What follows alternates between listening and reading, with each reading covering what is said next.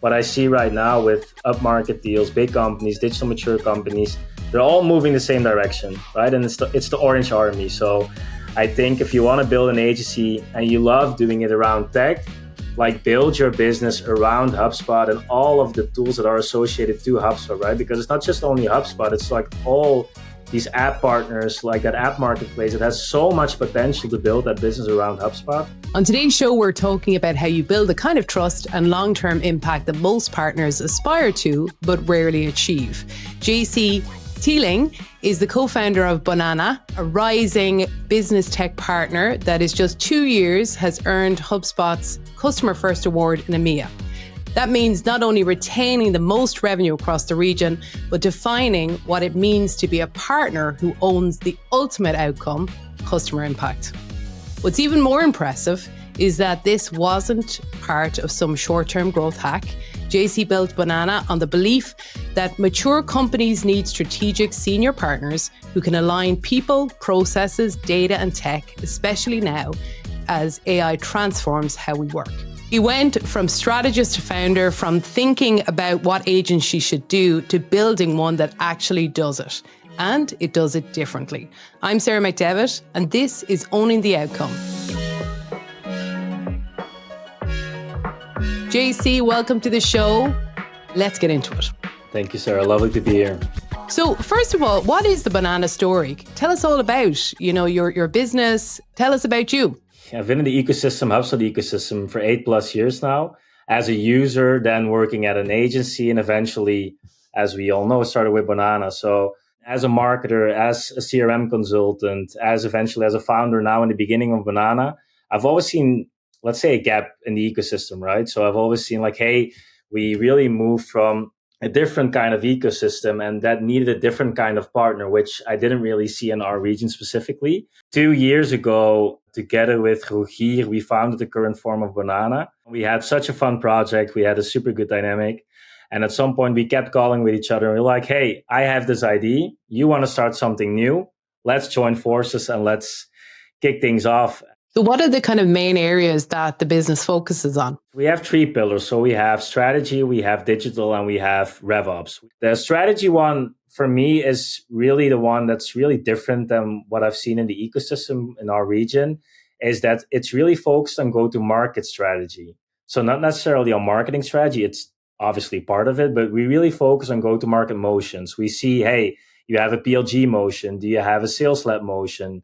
How does that look? How are the teams built? How does that really fit into your commercial strategy? And then we look at the marketing strategy, at the sales strategy, at the service strategy level. The second one, digital, is building websites, building customer portals if we don't do it natively in HubSpot, and building web shops in Shopify, right? So that's digital. And then the third one, which is the biggest one, to be honest, in terms of revenue and in terms of services, it's marketing ops, sales ops, and service ops. How does that play out in terms of the different verticals? Is there different customers that are aligned to those different pillars? Like, do you focus on a vertical or a pillar? Tell me a little bit about that. Yeah. So because when we started and the idea that we had, like what I've seen is there wasn't necessarily a partner, like I mentioned, like a business tech agency, but there wasn't a partner either like that really focused on existing HubSpot clients, the more digital mature companies, because everybody was focusing on the more digital immature companies.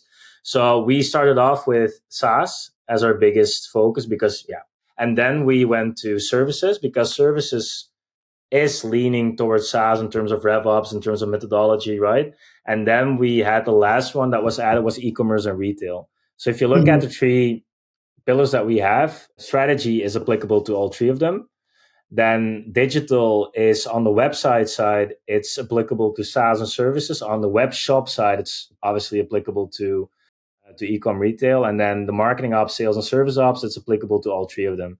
And I know we're only merely minutes into our conversation and I'm going to raise the topic of AI, but of those pillars that you have, which of them do you think is the most resistant to AI automation and therefore maybe offer you the longest term value for the company? Services is most reluctant, definitely. I think SaaS is the early adopter in almost everything in terms of technological innovation. So they were the really, really fast movers with everything with AI. I think e-com retail, because of the heaviness, let's say, and the importance of processes, they've been adopting it quite fast as well. But then services businesses, comparison which like deep vertical you zoom in, right? Because some are more digital mature, some are more digital immature. But I would say in general they're more conservative, traditional, and so less motivated to move with AI in a fast way. You mentioned earlier around the different kind of pillars that you bring kind of GTM expertise together with kind of ecosystem strategy. A lot of partners or potential partners who might be listening to this podcast right now are thinking to themselves, how can I balance the kind of short-term needs to, pay salaries and bring the money in with kind of what's immediately needed by customers? And then how do I plan for kind of the next 2-3 years ahead in terms of the strategy? How do you balance that between what exists today in terms of opportunity and what your vision is for what might exist in 2-3 years down the road? Yeah, so we use the EOS model, enterprise operating system, right, to really define our 1 year, 3 year, 7 year vision. We just implemented it, 6 months ago, right? And that really helped us. To be completely honest, and I would lie if I would tell something different. In the beginning, it's just, going with the flow and just doing your thing and doing what you know best. And eventually it went well. But then at some point we had something like, okay, now we need to align the vision, the future, with what we're really doing and focusing on right now. And that's what really the EOS model, it helped us tremendously in defining rocks based on those vision, on the 1 year vision, on the 3 year vision, on everything that's changing constantly, right? With AI, with the platform like HubSpot. So it helped us to get structure in the management team, but also give structure to the team, right? And what they should focus on instead of just focusing on everything and eventually, focus on nothing. And similarly with partners, there's lots of different platforms out there to focus on. And so, some partners struggle with whether to build their expertise around HubSpot or other platforms. For you, what made HubSpot the right foundation for BONANA? So I've worked with Salesforce, I've worked with Dynamics before, and then I got into the HubSpot world. And eventually, I think you fall in love at some point, right? With something, you just believe in the vision. I believed in the vision, but also really heavily in the people. I think that for me has been the biggest thing in the HubSpot ecosystem. The product is amazing, right? There's no question. But I think the people that you get to work with every day in, day out, the salespeople, the customer success people, the partner people, like our PDM, like everybody's so heavily involved. Everybody's so nice. It's a completely different dynamic than the other ecosystems, which I won't name, but I just know a lot of people in those ecosystems. It's just a completely different dynamic. So that together with the fact that I, as a consultant, I was heavily involved in the HubSpot for so long. I have standardized everything for myself, productized everything for myself. That together with the first mark that I made, it just didn't make sense to even remotely think about another platform to use. And you talk about loving us, but we obviously love you. It's pretty remarkable to win HubSpot's Customer First Award, which means that you're at the very top of thousands of other partners in driving the highest revenue retention in EMEA, which means you're helping customers also fall in love with HubSpot. Tell me about that. Tell me, how did you achieve that? What were the steps that you took to not just kind of as a business, but for your whole team to get behind that vision, to want to do it? The funny thing is we didn't even know that we were going to win it until I would say like August or something. And then our PDM told us like, hey, you're a number one on the customer first in EMEA. We're like, oh, wow. Why is that? What are the KPIs? So it suddenly happened in that way. But then we started focusing on it. And I think if you look back at that period, because we focused so much on existing HubSpot clients, getting more out of HubSpot, really building that RevOps engine, I think organically they made more use out of HubSpot. They wanted more out of the platform, get more out of the platform, which eventually also increased the upsell, the cross-sell within the platform. And I think that together with the fact that the most of the people that work at BONANA have been in the ecosystem for quite some time, or they're super experienced consultants, right? So we have a combination of people from the ecosystem or operators on the other side of the table. Those two, let's say, profiles combined, then with that focus really helped us to keep clients in, but eventually also increase the value that they get out of HubSpot, which meant that they would buy more of HubSpot and use more of HubSpot, right? So I think that together made sure that we that we had all happy, most of our, let's say 99.9% happy clients in the end. You're a partner that has made a very clean decision that you are going to get into AI early rather than take a wait and see approach. Tell me why you're so sure. What are the things that you're doing to help drive that adoption with customers? I think that the main thing is that a lot of the people at Bonana, we're all like a little bit of tech geeks, right? So everything that appears new in the HubSpot in the beta, we're like, oh, click it, say yes to everything. And the same goes with AI, like everything that's new, we want to test it out. We want to see if it actually works, what it does. And then I think that in combination with our ICP that we choose, which are the more digital mature companies, they challenge us as well. So it can't happen, or it will happen, but it shouldn't happen that they will tell us like, hey, did you know about that? That could really help us. Like we should know, we should be the trusted advisors to actually help them guide the way in their transformation that AI will be, right, in the next few years.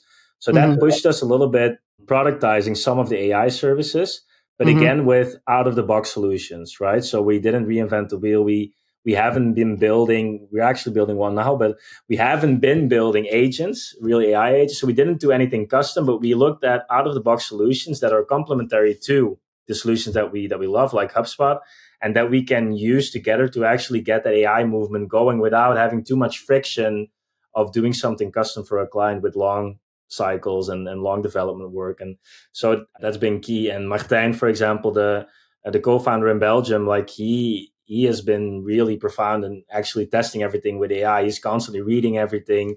So he's completely up to date on everything. So that helps a lot as well. Absolutely. But there's a lot of stuff out there, right? And there's a lot of confusion for customers. What are they going to get the best value out of if they invest the time? So how do you help customers distinguish between, what's going to give them immediate value versus those that need to do kind of significant cleanup before they attempt to go near AI and all that it does? Because I think we've talked about this before. There's companies that are jumping kind of straight into those fancy, AI demos without addressing the foundations. Tell me about what's your approach with customers on that front? Yeah, exactly. So if you look at what we just talked about with the existing customers that we heavily productized, after that, let's say project, we're super confident that we can start with implementing AI, right? But before that moment, when their data is not, their process is not there yet, their data is just not unclean, right? Like if it's still, the basis is not set, like it just doesn't make sense to start with AI too much, because it really heavily plugs into a process, it plugs into your data, obviously. So that baseline needs to be there. But then again, looking at what we did as well with the solutions or the platforms that we chose, we look at every industry, we look at SaaS, we look at our service industry, e-commerce and retail, and we just look at different applications. So the same goes for example, HubSpot and Shopify together. Yeah, that's obviously a golden combination, but for e-commerce and retail, it's not applicable to SaaS or to services, give or take, right? And maybe in some cases it will, but in most cases it wouldn't be. So that's the same with AI. Like if you look at our AI solutions that we productize, for some ICPs it will be relevant, for other it will just be irrelevant. So we try to map it out on the install base, the amount of clients that we have, and then try to introduce it. And honestly, for us as well, because they want to work with AI, they want to fix the foundations, which for us is that project that we productize. So for us, AI is also, again, a sort of like commercial incentive for us to a client that they want to fix everything, and then they can start off with the nice stuff, which is AI. Could we kind of just zoom in on that a little bit? Could you give me some industries that you feel like, or one industry you feel like you've been particularly successful in kind of pulling those bits together for a customer? Do you have any examples that you could bring to life for me on that one? SaaS is really, if you look at sales, so we always use a framework like sales strategy, sales process, sales methodology, sales coaching, and in that order, right? So what we can fix, we can help with everything, but we can fix is the sales strategy, the sales process, and the sales methodology. What you've seen there is often they did something with sales methodology in SaaS, they did something with sales strategy, but it was never really interconnected with each other. But SaaS always had sales methodology. So what you saw is when you actually had a CRO or maybe a CSO that really wanted to push that methodology, there was maybe 10, 20% of the reps that actually completed all of the fields in that process. And at some point with AI, we saw something, a use case. It was so easy, but so powerful that we saw conversational intelligence, like you have hundreds of different solutions, obviously, of them. But the promise that we could make was like, okay, if you're fully remote, yes, okay, that means that we can record and transcript everything. And these tools that we've chosen for conversational intelligence, they connect with the CRM. Yeah, they can. Fine. So that means that basically, if all of your reps have those conversations, like we can just make sure that the whole sales methodology framework in HubSpot is automatically updated based on that conversation that they had.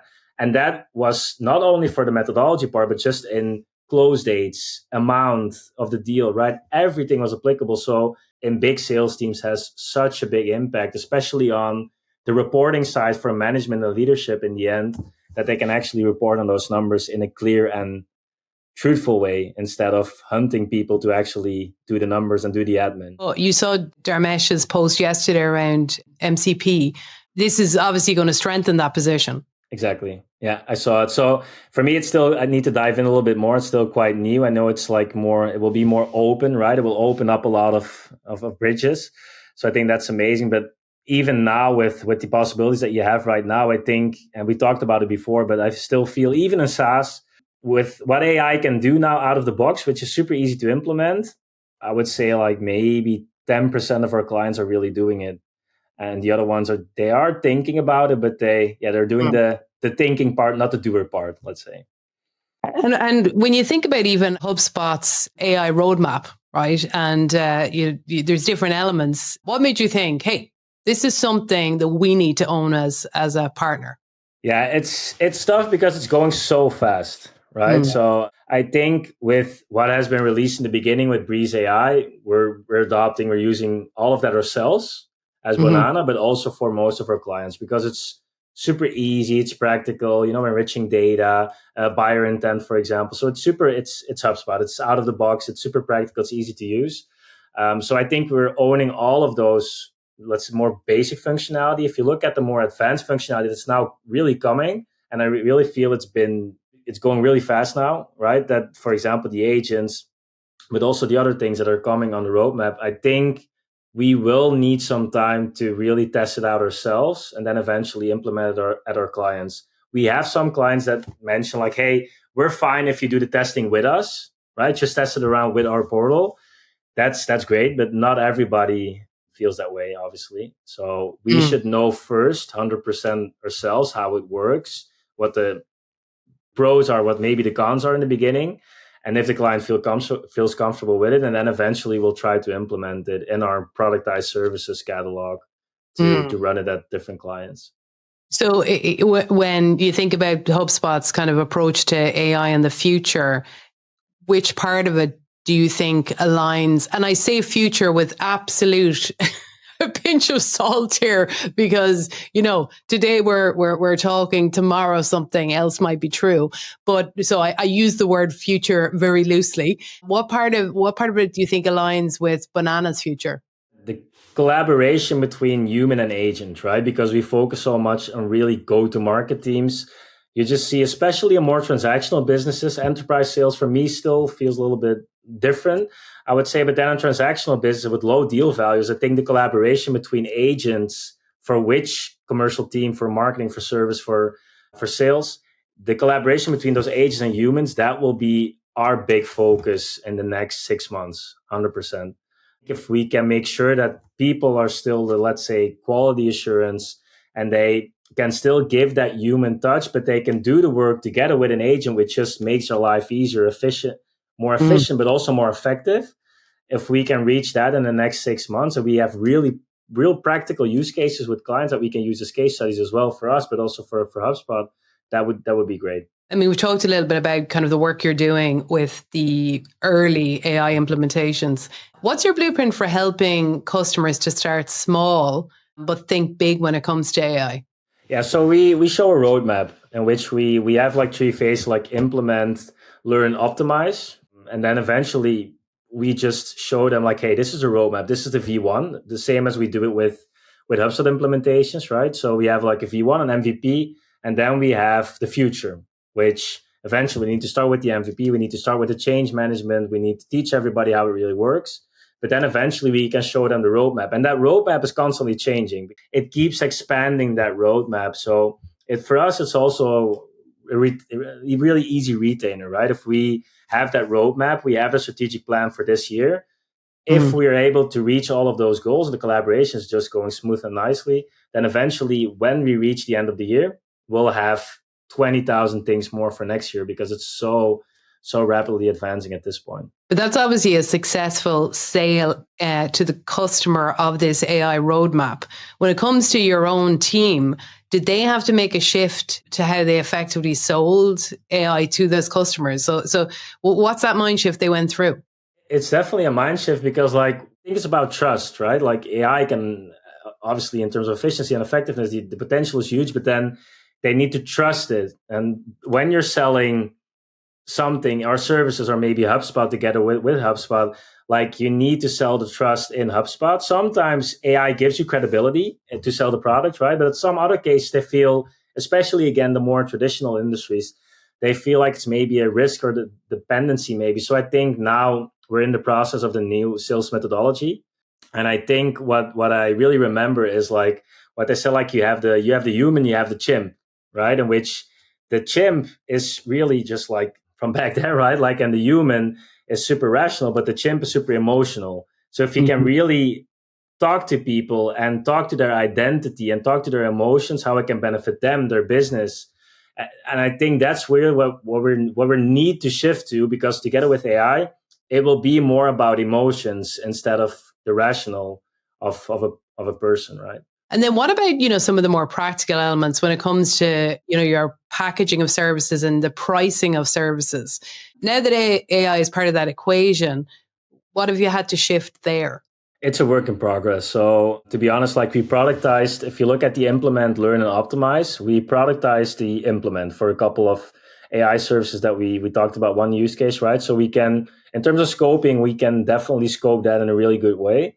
But then the learning optimize phase, it has to do with the amount of users, how fast they want to go again, right? So we're constantly changing that based on feedback of the client. So every phase that we have, we try to ask for feedback. Like, hey, how did you like this? Because we are super experienced in scoping the other stuff like implementations, optimizations, integrations.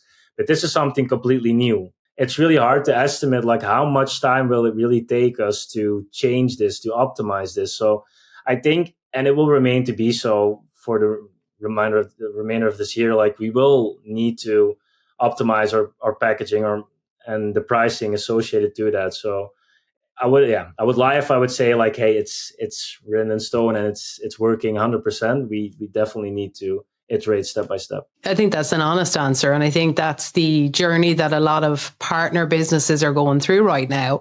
The follow-up question I have for you that you maybe will answer and go, I still don't know, Sarah. I still don't know. I'm working on it. Is how are you quantifying and demonstrating the ROI of your kind of standard V1 implementations to justifying your value-based price modeling maybe of the future, especially for clients who might be more used to that traditional billing. They're in this concept of outcome is quite different. How have you thought about how you're going to quantify that? While the business case was a little bit harder to make before with a CRM, like operational efficiency, how much time does it really save you? It was still a little bit hard to really make that business case. While now with AI, it's easier to make that business case, right? Because you just like, hey, I'm saying like somebody, an SDR, you're scraping a list, you're cold calling, like you map out that process and like, hey, this costs you like how much time?